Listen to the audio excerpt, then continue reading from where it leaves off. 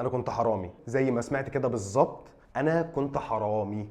يا ست ام نيازي، صحي نيازي يجيب لي البوليس. ابتديتها وانا صغير، من اول البطاطس المحمره والبانيه اللي ماما كانت بتقليهم في المطبخ، لحد ما واحده واحده كبرت وبقيت شحط وبقيت اسرق نفسي. تكتشف ان كل لحظه حلوه سرقتها زمان على حسابك وحساب وقتك مقابلها دلوقتي لحظات مره. لا مؤاخذه يا صاحبي على وش ده، اصل انا استطعمت اللحظات المره دلوقتي.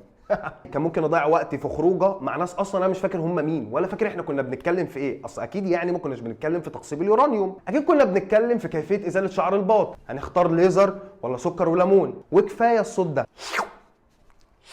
عارف فكره ان انا المفروض كنت ابدا حاجه من سنتين عشان دلوقتي تكون خلصت؟ اكتشفت ان انا ما كنتش حرامي، انا كنت طفل بيختار السهل. عارف النهارده سعر السهل بقى عامل كام؟ في الطالع. في الطالع اكيد اغلى من اي مجهود كنت هتعمله زمان. افهم ان دماغك دايما هتجري على الراحه السريعه، هتحاول تقنعك ان اي لحظه حلوه هتمر عليها دلوقتي مستحيل هتيجي تاني بعدين. يا اسطى ما تفرهضنيش، اقعد. دماغك بتدور على اللي بيطبطب عليها دلوقتي. انا بقول لك ما تتبسطش وتخرج مع ابراهيم حنوره ونوره جنزير تشربوا ماتشا سكر بره عادي، اتبسط يا معلم. بس امتى؟ فلو هتسرق اسرق من دلوقتي لحظه تعب عشان تدي لنفسك بعدين لحظه انبساط، بس على رواقه. انت دماغك فاضيه.